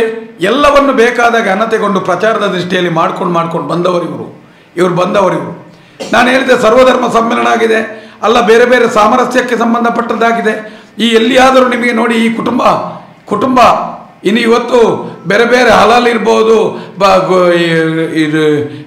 ವಿದ್ಯಾರ್ಥಿ ಸಂಘಟನೆ ಗಲಾಟೆಗಳಿರ್ಬೋದು, ಮತ್ತು ಬೇರೆ ಬೇರೆ ಏನೇ ಆಗಲಿ, ಹಿಂದೂ ಮುಸ್ಲಿಂ ಎಲ್ಲ ಸಂಭವಿಸಿದಾಗ ಈ ಕುಟುಂಬದಿಂದ ಈ ವ್ಯಕ್ತಿ, ಈ ರಾಜ್ಯಸಭಾ ಸದಸ್ಯ ಒಂದೇ ಒಂದು ದಿನ ಜನರಿಗೆ ಏನಾದರೂ ಒಂದು ಸ್ವರ ತೆಗೆದಿದ್ದಾರ? ಧಾರ್ಮಿಕ ಅನೇಕ ಕಡೆ ವ್ಯಾಪಾರೀಕರಣಗಳಾಗ್ತಾ ಇದೆ, ತೆಗಿಲೇ ಇಲ್ಲ. ಅನೇಕ ಜನಗಳು ಈ ಹಿಂದುತ್ವಕ್ಕೋಸ್ಕರ ಬೇರೆ ಬೇರೆ ರೀತಿಯಲ್ಲಿ ಕರೆದು ಕೊಲೆಯಾಗಿ ಜೈಲಲ್ಲಿದ್ದಾರೆ. ಎಂಥ ಈ ಅಹಿಂಸೆಯ ಪ್ರತಿಪಾದಕ ನಡೆದಾಡುವ ದೇವರು ಅಂತ ಹೇಳುವವನು ಎಲ್ಲಾದರೂ ಜೈಲಿಗೆ ಹೋಗಿ ಮನ ಪರಿವರ್ತನೆ ಮಾಡುವ ಕೆಲಸವನ್ನಾದರೂ ಸಾಮಾಜಿಕವಾಗಿ ಮಾಡಿದಾರ? ನಾವು ಹೇಳುವಂಥ ಮಾತು ಎಲ್ಲಿಯೂ ಯಾವುದೇ ಕಾರಣಕ್ಕೂ ಒಂದೇ ಒಂದು ನಾವು ಮಾತಾಡಿದ್ದು ಸೃಷ್ಟಿಯಾದದ್ದು ಸುಳ್ಳು ಕಲ್ಪನೆಗೆ ನಿಲುಕದ್ದಿದ್ರೆ ಸಾರ್ವಜನಿಕ ಚರ್ಚೆಗೆ ನಾವು ಸಿದ್ಧರಿದ್ದೇವೆ. ನಾವು ಮಾತಾಡುವುದು ಇಷ್ಟೇ. ಈ ಸ್ವರವನ್ನು ಈಗ ನಮಗೆ ಭಾರತದ ಭೂಪಟದಲ್ಲಿ ಧರ್ಮಸ್ಥಳ ಇದೆಯಾ, ಅಲ್ಲ ಅದರಿಂದ ಬೇರೆ ಇದೆಯಾ? ಈ ಎಲ್ಲ ಅತ್ಯಾಚಾರ ಅನಾಚಾರಗಳ ವಿರುದ್ಧ ಧ್ವನಿ ಎತ್ತಿದಂಥ ಮಹೇಶ್ ಶೆಟ್ಟರ್ ಮನೆಯವರು ಸೂಳೆ ಆಗ್ತಾರೆ, ಪ್ರಸನ್ನ ರವಿ ಸೂಳೆ ಆಗ್ತಾರೆ, ಮಗುವನ್ನು ಕಲ್ಕೊಂಡ ತಾಯಿ ಸೂಳೆ ಆಗ್ತಾಳೆ. ಯಾರು ಕರೆಯುತ್ತಿದ್ದು? ಒಬ್ಬ ಸಂಸ್ಕಾರ ಇರುವಂಥ ಸಂಘದ ಒಬ್ಬ ಜವಾಬ್ದಾರಿ ಇರುವಂಥ ಇವತ್ತಿನ BJP ನಾಯಕರು ಮಾತಾಡುವಂಥದ್ದು. ನಾವು ಈ ಮೂಲಕ ಸ್ಪಷ್ಟಪಡಿಸ್ತಾ ಇದ್ದೇವೆ. ಈ ನಮಗೆ ಭಾರತೀಯ ಜನತಾ ಪಕ್ಷದ ಅಭ್ಯರ್ಥಿಗೆ ಸ್ಪಷ್ಟಪಡಿಸ್ತಾ ಇದ್ದೇವೆ, ನಿಮ್ಮ ಮೇಲೆ ಗೌರವ ಇದೆ. ನಾವು ನಿಮ್ಮನ್ನು ಎಲ್ಲಿಯೂ ಯಾವುದೇ ರೀತಿಯಲ್ಲೂ ನಮ್ಮ ಈ ಹೋರಾಟಗಾರರ ತಂಡ ಯಾರನ್ನು ಅಶ್ಲೀಲವಾಗಿ, ಅವಚ್ಯವಾಗಿಯೂ, ನಿಂದನಾತ್ಮಕವಾಗಿ ಮಾತಾಡಿದ ಒಂದೇ ಒಂದು ಇದ್ರೂ ತೆಗೀರಿ. ಆದರೆ ಮಹೇಶ್ ಶೆಟ್ಟಿಯವರ ಮನೆಯನ್ನ, ಅಲ್ಲ ಹೋರಾಟಗಾರರ ಬಗ್ಗೆ ಬೇರೆ ಬೇರೆ ರೀತಿಯಲ್ಲಿ ಮಾತಾಡಿದರೆ ನಿಮಗೂ ಸೊಂಟದ ಕೆಳಗಿನ ಭಾಷೆಯನ್ನು ಉಪಯೋಗಿಸಿ ನಿಮ್ಮಲ್ಲೂ ನಾವು ಮಾತಾಡಲಿಕ್ಕೆ ನಮಗೆ ಗೊತ್ತಿದೆ ಅಂತ ಈ ಮೂಲಕ ಎಚ್ಚರಿಸ್ತಾ ಇದ್ದೇನೆ ನಿಮಗೆ. ನೀವು 3 ಬಿಟ್ಟರೆ ನಾವು 6 ಬಿಟ್ಟವರು. ನೀವು ನಮ್ಮನ್ನು ಯಾವ ರೀತಿ ಬೇಕಾದರೂ ಟೋಲ್ ಮಾಡ್ಕೊಳ್ಳಿ. ಸಂಸ್ಕಾರ ಇದೆ, ನಮಗೆ ಸಂಸ್ಕಾರ ಇದೆ, ನಮಗೆ ಸಂಘದ ಶಿಕ್ಷಣ ಆಗಿದೆ. ಇಲ್ಲಿ ಇದ್ದವರು ಎಲ್ಲರೂ ಸಂಘದ ITC OTC ಆದವರೇ, ಸಂಘದ ಶಿಕ್ಷಣ ಆದವರೇ. ನಾನು ಕಳೆದ ವರ್ಷದವರೆಗೂ ಮೋದಿಗೆ ಓಟ್ ಹಾಕಿದವನು. ಈ ಸಲ ನನ್ನ ಕುಟುಂಬ, ನನ್ನ ಮನೆ, ನನ್ನ ಪರಿವಾರ ಎಲ್ಲವೂ ನೋಟಕ್ಕೆ ಆಗ್ತಾ ಇದೆ. ನಿಮಗೆ ಸಂಸ್ಕಾರವನ್ನು ಕಲಿಸಬೇಕಿದ್ರೆ ನೀವು ಈ ರೀತಿಯಾಗಿ ಮಾತಾಡೋದು, ದ್ವೇಷದ ರಾಜಕಾರಣವನ್ನು ಮಾಡಬೇಡಿ. ಎಲ್ಲಿಯಾದರೂ ನೀವು ಅಭಿವೃದ್ಧಿಗೆ ಸಂಬಂಧಪಟ್ಟದ್ದು ಏನಾದರೂ ಒಂದು ದೂರದೃಷ್ಟಿತ್ವ ಇದ್ದಂಥ ಎಲ್ಲಿಯಾದರೂ ಮಾತಾಡಿದ ಒಂದೇ ಒಂದು ಉದಾಹರಣೆಗಳು ನಮ್ಮಲ್ಲಿದೆಯಾ? ಈ ಮೂಲಕ ನಿಮಗೆ ನಾವು ಸ್ಪಷ್ಟವಾಗಿ ಎಚ್ಚರಿಸ್ತಾ ಇದ್ದೇವೆ. ನಾವು ಯಾರ ತಂಟೆಗೂ ಬರೋದಿಲ್ಲ. ನಮ್ಮದು ಉದ್ದೇಶ ಎಷ್ಟೇ ಜನರೇ, ನಮ್ಮಲ್ಲಿ ಒಂದೇ ಒಂದು ಧ್ವನಿ, ಒಂದು ಪ್ರಜಾತ್ಮಕವಾದಂಥ ಒಂದು ನೋಟ ಎಂಬ ಒಂದು ವ್ಯವಸ್ಥೆ ಇದೆ. ಈ ನೋಟವನ್ನು ಹಾಕುವುದರ ಮುಖಾಂತರ ಅತ್ಯಧಿಕ ಸಂಖ್ಯೆಯಲ್ಲಿ ಸೌಜನ್ಯಗಳಿಗೆ ಹಾಕಿ ನಾವೆಲ್ಲ ಇಲ್ಲಿಯ ಸುಳ್ಯದ ಮಹಾಜನತೆಗೆ ನಾನು ಹೇಳುವಂಥದ್ದಿಷ್ಟೇ. ನೋಟಿನ ಆ ಒಂದು ಓಟು ಹಾಕುವ ದಿನ ನಿಮಗೊಂದು ನೆನಪಿರಲಿ, ಒಂದು 4-5 ಘಟನೆಗಳು ನಮ್ಮ ಮನಸ್ಸಿನೊಳಗಡೆ ಬರಬೇಕು. ಒಂದು ಬಚ್ಚಲು ಮನೆಯಲ್ಲಿ ಬೆಂಕಿಯಲ್ಲಿ ಸುಟ್ಟು ಬೆಂದು ಕರಕಲಾದ ವೇದವಲ್ಲಿಯ ನೋವು ನಮಗೆ ಅರ್ಥ ಆಗಬೇಕು. ಇನ್ನೊಂದು, ನಮಗೆ 53 ದಿನಗಳವರೆಗೆ ಈ ಚಿಕ್ಕದನಿ ದೊಡ್ಡದನಿ 53 ದಿನ ಬೇಕಾದಾಗೆ ತಿಂದು ಅತ್ಯಾಚಾರ ಮಾಡಿ ಅವಳನ್ನು ಬಳಸಿ 53ನೇ ದಿನ ನೇತ್ರಾವತಿ ನದಿಗೆ ಬಿಸಾಡಿದಂಥ ಒಂದು ಘಟನೆಗಳು ನಮಗೆ ನೆನಪಾಗಬೇಕು. ಲೆಕ್ಕ ಹಾಕಿ ನೀವು.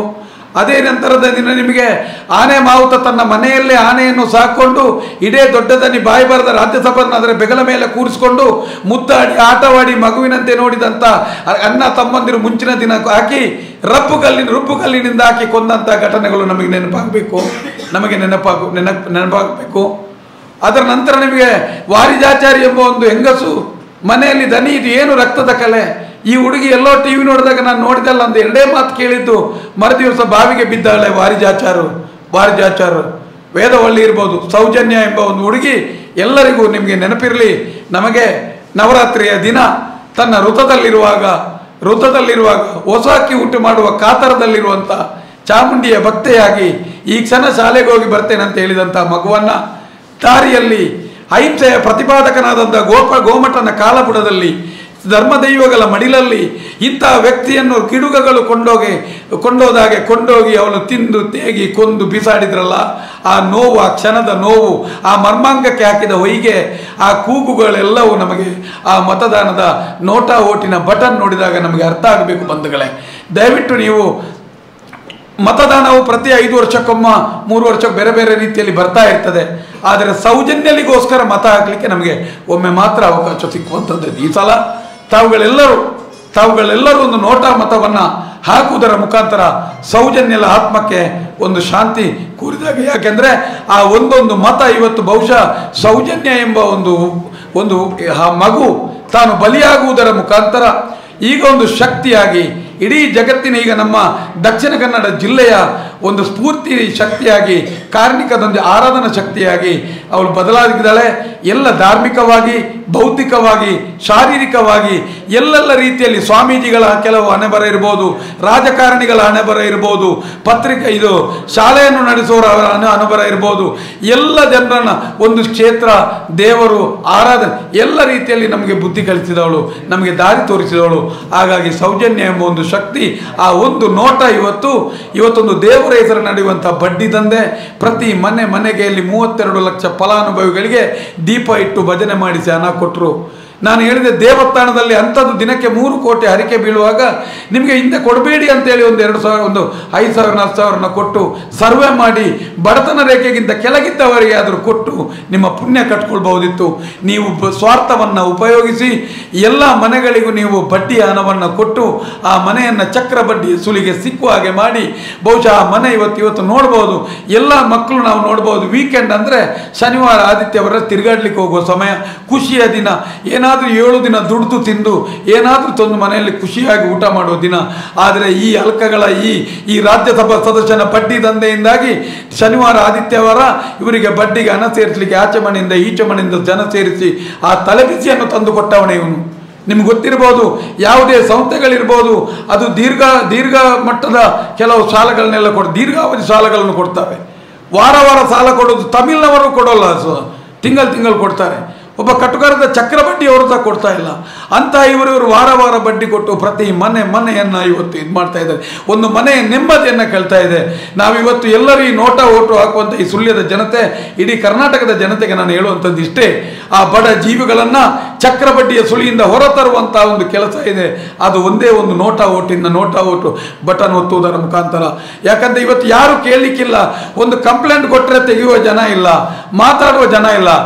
ಯಾಕಂದರೆ ಈ ಅಣ್ಣ ತಮ್ಮಂದಿರಿ ಈ ಒಂದು ಕೂಟದ ಈ ದುಷ್ಟ ಸಾಮ್ರಾಜ್ಯವನ್ನು ಇವತ್ತಿನ 100 ವರ್ಷಗಳಿಂದ ಒಬ್ಬ ಜೀವ ಇದ್ದಂಥ ವ್ಯಕ್ತಿ, ಮತಿ ಇದ್ದಂಥ ವ್ಯಕ್ತಿ ಪ್ರಶ್ನೆ ಮಾಡಿದ ಇತಿಹಾಸ ಇಲ್ಲ.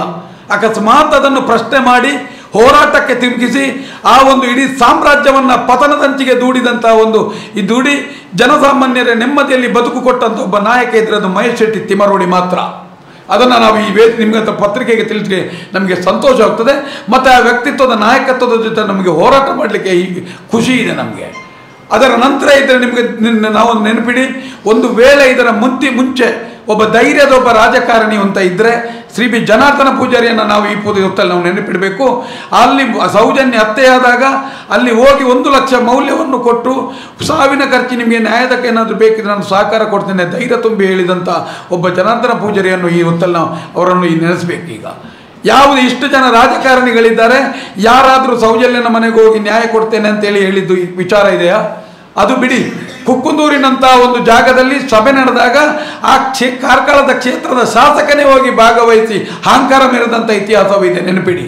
ಯಾಕೆ ಹೇಳಿದರೆ ಇಷ್ಟು ಜನರ ಕೂಗು ಇವರಿಗೆ ಅರ್ಥ ಆಗದಿದ್ರೆ ಬರೇ ಅಲ್ಲಿಯ ಕಪ್ಪ ತೆಗೊಂಡು ಹಣ ತೆಗೊಂಡು ಬದುಕುವಂಥ ಇವರಿಗೆ ಇರಬೇಕಿದ್ರೆ ನಿಸ್ವಾರ್ಥವಾಗಿ ಎದೆಗಾರಿಕೆಯಿಂದ ಕಿಸೆಯಿಂದ ಹಣ ಹಾಕಿ ಸಂಘಟನೆಯನ್ನು ನಿರ್ಮಾಣ ಮಾಡಿ ಹೋರಾಟ ಮಾಡುವಂಥ ಮಹೇಶ್ ಶೆಟ್ಟಿಗೆ ಹೇಗಿರ್ಬೋದು ನೆನಪಿಟ್ಕೊಳ್ಳಿ. ಅಂಥ ಮಹೇಶ್ ಶೆಟ್ಟಿ ಅವರ ಸುದ್ದಿಯನ್ನು ನೀವು ಮಾತಾಡಿ ಜನರ ಗಮನವನ್ನು ಬೇರೆ ತಿಳಿಸಿ ಮತದ ಬಗ್ಗೆ ನೀವು ತಿಳ್ಕೊಂಡ್ರೆ ಮುಂದಿನ ದಿನಗಳಲ್ಲಿ ನಾವು ಬೇರೆ ಬೇರೆ ರೀತಿಯ ಉತ್ತರವನ್ನು ಕೊಡಬೇಕಾದೀತು. ನೆನಪಿಡಿ, ಧರ್ಮಗಳು ಇವತ್ತು ಉಳಿದಿದ್ರೆ ಈ ಒಂದು ಮಹೇಶ್ ಶೆಟ್ಟಿ ಹೋರಾಟದ ವ್ಯವಸ್ಥೆಯಲ್ಲಿ ಮಾತ್ರ ಸನಾತನ ಧರ್ಮ ಉಳಿದಿದೆ. ಸನಾತನ ಧರ್ಮಸ್ಕೋಸ್ಕರ ನಮ್ಗೆ ಉಳಿದಿದೆ. ಇಲ್ಲಿ ಎಲ್ಲಿ ಇವರ ಹತ್ರ ಧರ್ಮ ಉಳಿದಿದೆ? ಆದ್ರೂ ಇವರು ಕೈಕಾಲಿಗೆ ಹೋಗಿ ಬಡಿತಾರಲ್ಲ, ಇರ್ತಾರಲ್ಲ. ಹಾಗಾಗಿ ಇರುವಂಥದ್ದು ಏನೇ ಇರ್ಬೋದು, ಪ್ರತಿಯೊಬ್ಬರು ನಾವು ಈ ಸುಳ್ಯದ ಮಹಾಜನತೆಗೆ ನೋಟ ಒಂದು ಓಟು ಮಾಡಿ ಸೌಜನ್ಯಲಿಗೋಸ್ಕರ ಮಾಡಿ ಆ ಸೌಜನ್ಯ ನೆನಪಾಗಲಿ. ಆ ನೋಟ ಓಟು ಜಗತ್ತು ಮಂಗಳೂರು ಮತ್ತೆ ಇಡೀ ಭಾಗವನ್ನು ತಿರುಗಿ ನೋಡುವಂಥ ರೀತಿಯಲ್ಲಿ ಆಗಿರಲಿ. ಎಲ್ಲರೂ ಯಾವುದೇ ಕಾರಣಕ್ಕೂ ನೋಟಕ್ಕೆ ಒಂದು ಓಟು ಕೊಡಲು ದಯವಿಟ್ಟು ನೀವು ಕೊಡುವಂಥ ಒಂದು ನೋಟ ಓಟು 436 ಸತ್ತ ಆತ್ಮಗಳಿಗೆ ಶಾಂತಿ ಸಿಗ್ತದೆ. 100 ಕುಟುಂಬಗಳು ಚಕ್ರಬಡ್ಡಿಯಿಂದ ಹೊರಬರ್ತದೆ. ನೆಮ್ಮದಿಯ ಸುಂದರ ಬದುಕಿಗೆ ನಿಮ್ಮ ನೋಟ ಓಟು ಕಾರಣ ಆಗ್ತದೆ. ನೋಟ ಓಟು ಏನಂತ ಹೇಳಿದ್ರೆ, ನೋಟ ಓಟು ಈ ರೀತಿ ನಡೀಲಿಕ್ಕೆ ಆಗ್ತದೆ. ಪ್ರಜಾಪ್ರಭುತ್ವದ ವ್ಯವಸ್ಥೆಯನ್ನು ಉಪಯೋಗಿಸಲಿಕ್ಕಾಗ್ತದೆ. ಜನಸಾಮಾನ್ಯರಿಗೆ ಸ್ವರವಾಗ್ತದೆ. ಅದು ಆಧಾರ ಸ್ತಂಭ ಆಗ್ತದೆ ಅಂತ ಹೇಳುತ್ತಾ ಮಗದೊಮ್ಮೆ ನಿಮ್ಮಲ್ಲಿ ನೋಟ ಓಟಿಗೆ ಮತ ಚಲಾಯಿಸಿ 2.5 ಲಕ್ಷಕ್ಕಿಂತಲೂ ಮಿಕ್ಕಿ ನಮಗೆ ಮತದಾನ ಆಗುವ ರೀತಿಯಲ್ಲಿ ಸುಳ್ಯದ ಮಹಾಜನತೆ ಸ್ಪಂದಿಸಬೇಕಂತ ನನ್ನ ಮಾತು. ಆತ್ಮೀಯರೇ, ಈಗ ವಿವರವಾಗಿ ಮಹೇಶ್ ಶೆಟ್ಟರು ಮತ್ತು ತಮ್ಮಣ್ಣ ಶೆಟ್ಟರು ವಿವರವಾಗಿ ಎಲ್ಲ ಹೇಳಿದರು.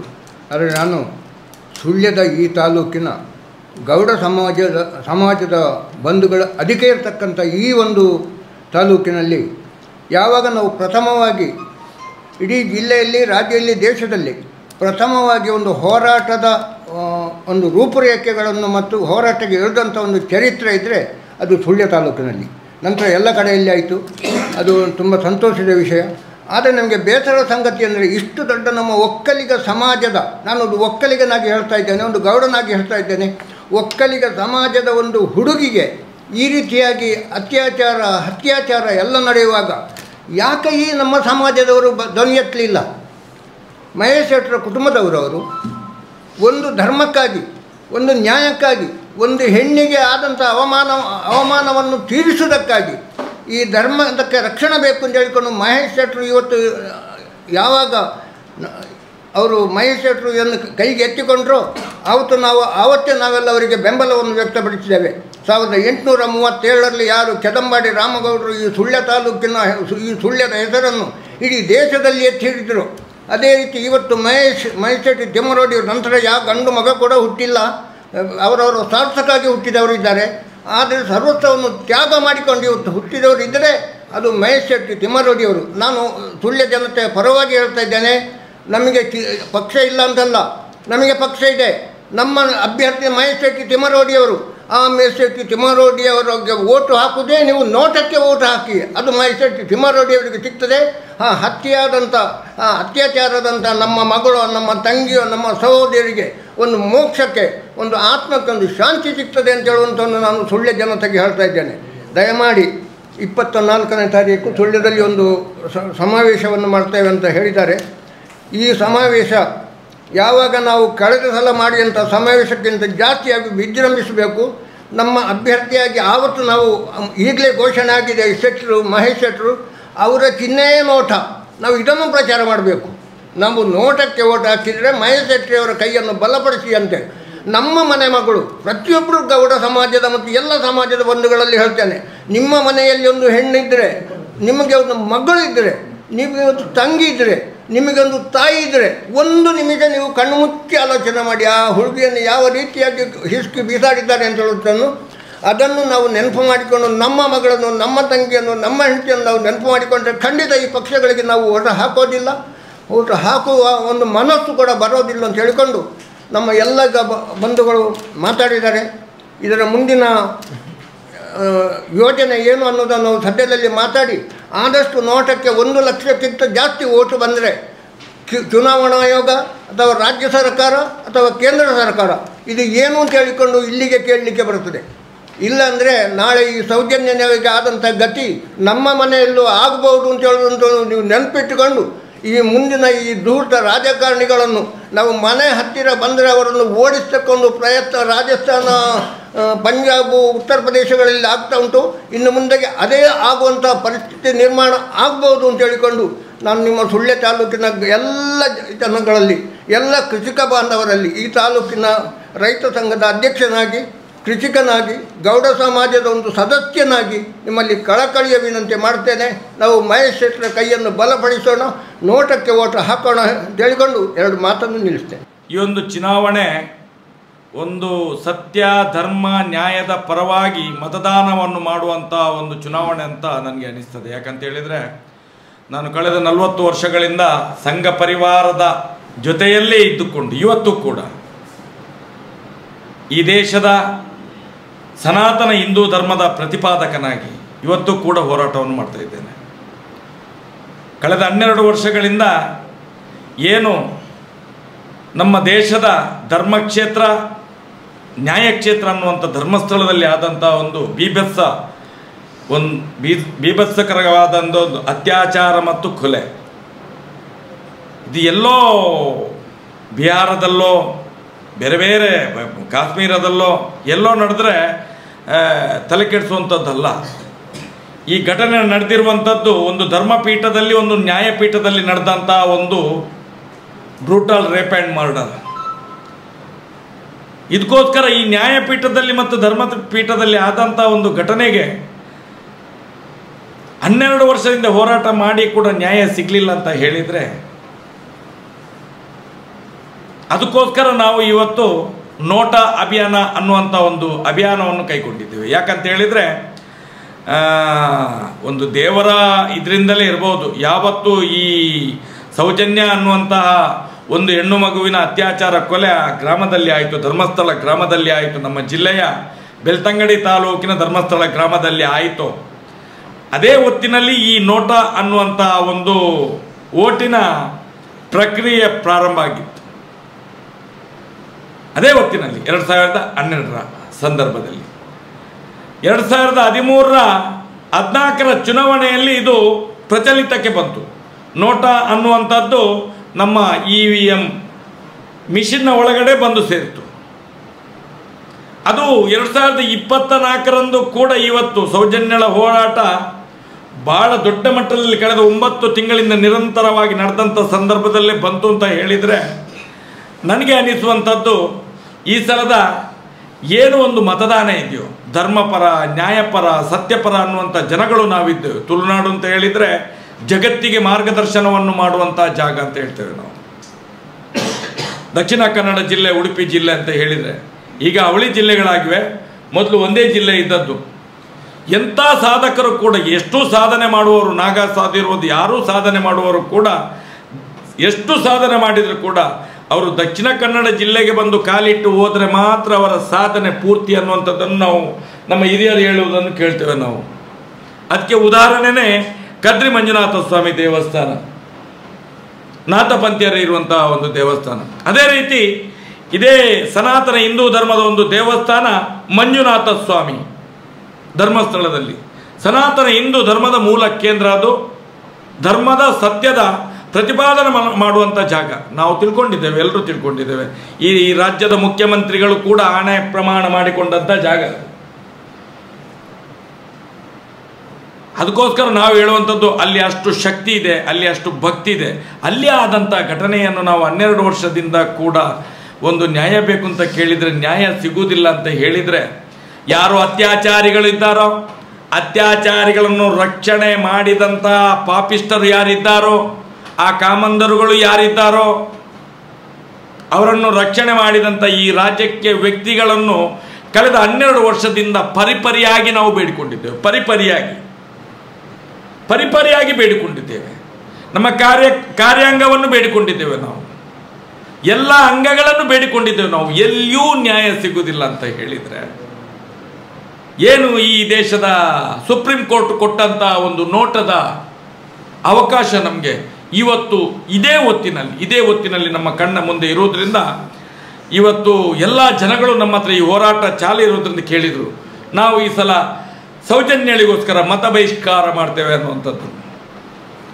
ಆದರೆ ನಾವುಗಳು ಈ ದೇಶದ ಸಂವಿಧಾನದ ಒಂದು ಹಿತದೃಷ್ಟಿಯಿಂದ, ಈ ದೇಶದ ಏಕತೆಯಿಂದ ಮತದಾನವನ್ನು ಬಹಿಷ್ಕಾರ ಮಾಡುವುದಕ್ಕಿಂತ ನಾವೇ ಸಮಿತಿಯರೆಲ್ಲ ಒಟ್ಟಿಗೆ ಸೇರಿಕೊಂಡು ಬಹಿಷ್ಕಾರ ಮಾಡಿದರೆ ಹಾಳಾಗ್ತದೆ. ಸುಮ್ಮನೆ ಓಟು ಇದ್ದದ್ದು ಒಂದು ದಾನದ ಹಕ್ಕು, ಮತದಾನದ ಹಕ್ಕು ಚಲಾವಣೆ ಮಾಡದಿದ್ದರೆ ಅದು ಸರಿಯಲ್ಲ, ಅದು ಧರ್ಮವೂ ಅಲ್ಲ ಅನ್ನುವಂಥ ದೃಷ್ಟಿಯಿಂದ ನಾವು ಮತವನ್ನು ಚಲಾವಣೆ ಮಾಡಬೇಕು. ನಮಗೆ ಏನು ನೋವಾಗಿದೆ ಈ 12 ವರ್ಷದಿಂದ, ಇದಕ್ಕೊಂದು ತಾರ್ಕಿಕ ಅಂತ್ಯವನ್ನು ಆಡಬೇಕಾದ್ರೆ ಈ ಸಂವಿಧಾನವೂ ಕೂಡ ಹೇಳಿದೆ.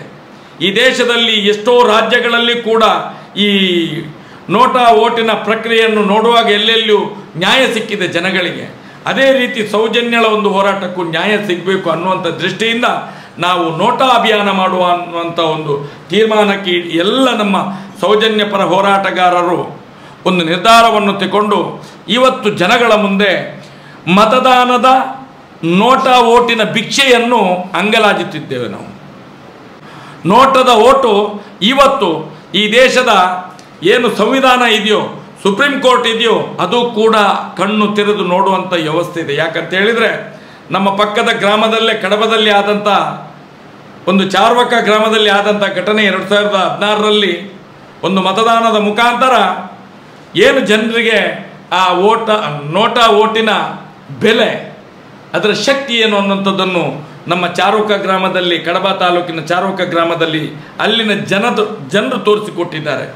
ಅದೇ ರೀತಿ ಈ ದೇಶದ ಕೆಲವು ಅಂಥ ಘಟನೆಗಳನ್ನು ತೋರಿಸಿಕೊಟ್ಟಿದ್ದಾರೆ. ಇವತ್ತು ಹೇಳ್ತಾರೆ, ಕೆಲವರು ಹೇಳ್ತಾರೆ ನೋಟಾ ವೇಸ್ಟ್ ಅಂತ ಹೇಳುವಂಥದ್ದು, ನೋಟಾ ವೇಸ್ಟ್ ಅಂತ ಹೇಳುವಂಥದ್ದು. ನೋಟಕ್ಕೆ ಇರುವಂಥ ಶಕ್ತಿ ಇವತ್ತು ಏನು ನಾವು ಈ ಪಕ್ಷದ ಅಭ್ಯರ್ಥಿಗಳು ನಿಲ್ತಾರಲ್ಲ, ಅವ್ರಿಗೂ ಕೂಡ ಅಷ್ಟು ಶಕ್ತಿ ಇಲ್ಲ. ಅದಕ್ಕಿಂತ ಭಿನ್ನವಾದಂಥ ಒಂದು ಕಾನೂನಿನ ಅಡಿಯಲ್ಲೇ ಬರುವಂಥ ಶಕ್ತಿ ಮತದಾರರಿಗೆ. ಆ ದಾನವನ್ನು ಒಳ್ಳೆಯ ರೀತಿಯಲ್ಲಿ ಮಾಡಿ ನೀವು ನೋಟಕ್ಕೆ ಮಾಡಬೇಕು ಅನ್ನುವಂಥ ದೃಷ್ಟಿಯಿಂದ ಹೇಳ್ತಿದ್ದೇವೆ ನಾವು. ಬಿಹಾರದಲ್ಲಿ ಗೋಪಾಲ್ಗಂಜ್ ಅನ್ನುವಂಥ ಒಂದು ಕ್ಷೇತ್ರದಲ್ಲಿ, ಇಡೀ ರಾಜ್ಯದ್ದು ಹೇಳೋದಿಲ್ಲ, ಬಿಹಾರದ ರಾಜ್ಯದ್ದು ಹೇಳೋದಿಲ್ಲ, ಗೋಪಾಲ್ಗಂಜ್ ಅನ್ನುವಂಥ ಒಂದು ಮತಕ್ಷೇತ್ರದಲ್ಲಿ ಎಲ್ಲ ಅಭ್ಯರ್ಥಿಗಳು ಭ್ರಷ್ಟರು, ಸಮಾಜ ಕಂಟಕರು, ಅಧಿಕಾರದ ವಿರೋಧಿಗಳು ಅಂತ ಹೇಳಿ ಅಲ್ಲಿನ ಜನರು ತೀರ್ಮಾನ ಮಾಡಿದ್ರು. ಪಬ್ಲಿಕ್ ಆಗಿ ತೀರ್ಮಾನ ಮಾಡಲಿಕ್ಕೆ ಹೆದರಿಕೆ ಇತ್ತು. ಅಲ್ಲಿ ಬಿಹಾರ್ ಅಂತ ಹೇಳಿದರೆ ಒಡೆದು ಸಾಯಿಸಿಬಿಡ್ತಾರೆ.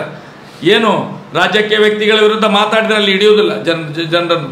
ಏನು ಧರ್ಮಸ್ಥಳದಲ್ಲಿ ಅತ್ಯಾಚಾರ ಕೊಲೆ ಆದಾಗ ಯಾರು ಮಾತಾಡ್ತಾರೆ ಅವರನ್ನು ಹೇಗೆ ಕೊಲೆ ಮಾಡಿ ಬಿಸಾಡ್ತಾರೋ ಅದೇ ರೀತಿ ಬಿಹಾರದಲ್ಲಿ ನಡೀತಿತ್ತು. ಆಗ ಜನರು ಒಳಗಡೆಯಿಂದ ಗುಂಪಾಗಿ ಇಂಥ ಲೋಕಸಭಾ ಚುನಾವಣೆ ಬಂದಾಗ 2019ರಲ್ಲಿ ಈ ಒಂದು ನೋಟದ ಓಟನ್ನು ಚಲಾವಣೆ ಮಾಡ್ತಾರೆ. ಒಂದು ಕ್ಷೇತ್ರದಲ್ಲಿ, ಒಂದು ಜಿಲ್ಲೆಯಲ್ಲಿ, ಒಂದು ಲೋಕಸಭಾ ಕ್ಷೇತ್ರದಲ್ಲಿ 51,560 ಮತ ಬೀಳ್ತದೆ. ಅಲ್ಲಿ ಮತ ಬೀಳ್ತದೆ. ಆಗ ಜನಗಳು ಯೋಚನೆ ಮಾಡ್ತಾರೆ, ಈ ಸರ್ಕಾರ ಯೋಚನೆ ಮಾಡ್ತಾರೆ, 2019ರಿಂದ 2024ರವರೆಗೆ 5 ವರ್ಷದಲ್ಲಿ 1 ಲಕ್ಷ ಅಧಿಕ ಕೋಟಿಯ ಅನುದಾನವನ್ನು ಆ ಬಿಹಾರ ರಾಜ್ಯಕ್ಕೆ ನೀಡಿತು. ಬರೀ ಜಿಲ್ಲೆಗಲ್ಲ, ಇಡೀ ರಾಜ್ಯಕ್ಕೆ 1 ಲಕ್ಷ ಕೋಟಿಗಿಂತ ಹೆಚ್ಚು ಅನುದಾನವನ್ನು ನೀಡಿತು. ಇದು ನೋಟದ ಶಕ್ತಿ, ಇದು ನೋಟದ ಶಕ್ತಿ. ಅದೇ ಕಡಬ ಚಾರ್ವಕದಲ್ಲೇ ಆಗಿದ್ದು. ಓಟಾದ ಸ್ವಲ್ಪ ದಿವಸದಲ್ಲಿ ಅವ್ರದ್ದು ಏನು ಬೇಡಿಕೆ ಇತ್ತು ಅದನ್ನೆಲ್ಲ ಈ ಸರ್ಕಾರ ನಿಭಾಯಿಸಿತು. ಅದೇ ರೀತಿ ಮೊನ್ನೆ ಪ್ರಥಮ ಹಂತದ ಮತದಾನ ಆಯಿತು. ರಾಜಸ್ಥಾನದಲ್ಲಿ ಒಂದು ವರ್ಗದ, ಒಂದು ಜಾತಿಯ ಜನರಿಗೆ ಸರಿಯಾದ ಒಂದು ಇದು ಸಿಗಲಿಲ್ಲ ಅಂತೇಳಿ, ಏನು ಹಕ್ಕು ಸಿಗಲಿಲ್ಲ ಅಂತ ಹೇಳಿ, ಅವರ ಜಾತಿಗೆ ಹಕ್ಕು ಸಿಗಲಿಲ್ಲ ಅಂತ ಹೇಳಿ, ಸರಿಯಾದ ಒಂದು ಫಲ ಸಿಗಲಿಲ್ಲ ಅಂತ ಹೇಳಿ 100 ಗ್ರಾಮದಲ್ಲಿ ಮೊನ್ನೆ ನಡೆದಂತೆ ಈ ಸಲ 2024ರ ಮೊನ್ನೆಯ ಪ್ರಥಮ ಹಂತದ ಚುನಾವಣೆಯಲ್ಲಿ ರಾಜಸ್ಥಾನದ ಜುಂಜುನ್ ಅನ್ನುವಂಥ ಡಿಸ್ಟಿಕ್ಕಲ್ಲಿ 100 ಗ್ರಾಮಗಳಲ್ಲಿ ಈ ಮತದಾನದ ಹಕ್ಕನ್ನು ಪಬ್ಲಿಕ್ ಆಗಿ ಇವತ್ತು ನಾವೇನು ಹೊರಟಿದ್ದೇವೆ, ಇನ್ನು ನಾವು ಅಲ್ಲಲ್ಲಿ ಬೂತ್ಗಳನ್ನು ನಿರ್ಮಾಣ ಮಾಡ್ತೇವೆ, ಅಲ್ಲಲ್ಲಿ ಮನೆಗೆ ಭೇಟಿಯನ್ನು ಮಾಡುವಂಥ ಇದನ್ನೆಲ್ಲ ಮಾಡ್ತೇವೆ. ಯಾಕಂತ ಹೇಳಿದರೆ ಅದು ನಮ್ಮ ರಾಜಸ್ಥಾನದ ಜುಂಜುನ್ ಡಿಸ್ಟಿಕ್ಕಲ್ಲಿ ಏನೇನು ಈ ಚುನಾವಣಾ ಆಯೋಗ ಯಾವ ರೀತಿ ನಮಗೆ ನೋಟದ ಈ ಒಂದು ಅಭಿಯಾನಕ್ಕೆ ಅವಕಾಶವನ್ನು ಕೊಡ್ತದೆ, ಅದೇ ರೀತಿ ಇಲ್ಲಿಯೂ ಕೂಡ ಮಾಡ್ತೇವೆ ನಾವು. ಅಲ್ಲಿ ಯಾವ ರೀತಿಯಲ್ಲಿ ಮಾಡಿದ್ದಾರೆ ಅನ್ನುವಂಥದ್ದನ್ನು ಕೂಡ ನಾವು ತಿಳ್ಕೊಳ್ತೇವೆ, ಅದನ್ನು ತಿಳ್ಕೊಳ್ತೇವೆ. ಅದಕ್ಕೆ ಹೇಳುವಂಥದ್ದು ಒಂದು ಎರಡಲ್ಲ, ಹರಿಯಾಣದಲ್ಲಿ ನೋಟದ ಓಟಿನಿಂದಾಗಿ ಸಮಾಜವನ್ನು ಒಂದು ಒಳ್ಳೆಯ ಮೇಲ್ದರ್ಜೆಗೆ ತರುವಂಥ ಒಂದು ಕೆಲಸ ಆಯಿತು. ಮಹಾರಾಷ್ಟ್ರದ ಲಾತೂರ್ನಲ್ಲಿ ನಡೆಯಿತು. ಈ ರಾಜ್ಯದ ಎಷ್ಟೋ ಜಿಲ್ಲೆಗಳಲ್ಲಿ ಇದು ನಡೆದಿದೆ. ಈ ದೇಶದ ಎಷ್ಟೋ ಜಿಲ್ಲೆಗಳಲ್ಲಿ, ರಾಜ್ಯಗಳಲ್ಲಿ ನಡೆದಿದೆ, ಈ ದೇಶದ ರಾಜ್ಯಗಳಲ್ಲಿ ನಡೆದಿದೆ. ಅದನ್ನು ಹೇಳುವಂಥದ್ದು. ಇಲ್ಲೂ ನೋಟ ವೇಸ್ಟ್ ಅಂತ ಹೇಳುವವರು ಅವಿವೇಕಿಗಳು, ಸಾಮಾಜಿಕ ಜ್ಞಾನ ಇಲ್ಲದವರು, ಸಮಾಜದ ಬಗ್ಗೆ ಕಳಕಳಿ ಇಲ್ಲದವರು, ಯಾವುದೋ ಒಂದು ಆಮಿಷಕ್ಕೆ ಒಳಗಾಗಿ ಮಾತಾಡುವಂಥದ್ದು. ನಿನ್ನ ಯಾರೋ ಒಬ್ಬ BJPಯ ತಾಲೂಕು ಪಂಚಾಯತ್ ಮೆಂಬರ್ ಅಂತ ಒಬ್ಬ ಯಾರೋ ಮಾತಾಡ್ತಿದ್ದ, ನೋಟ ಓಟನ್ನು ಕೇಳುವವರನ್ನು ಅರೆಸ್ಟ್ ಮಾಡಬೇಕು, ಅವ್ರ ಮೇಲೆ ಕೇಸ್ ಹಾಕಬೇಕು ಅಂತ ಹೇಳಿ. ಹಾಗಾದರೆ ಸುಪ್ರೀಂ ಕೋರ್ಟ್ನ ಮೇಲೆ ಕೇಸ್ ಹಾಕಬೇಕಾದ್ರೆ ಎಂಥ BJPಯ ತಾಲೂಕು ಪಂಚಾಯತ್ ಅವಿವೇಕಿ ಇದ್ದಾನೆ ಅಂತ ಹೇಳಿದರೆ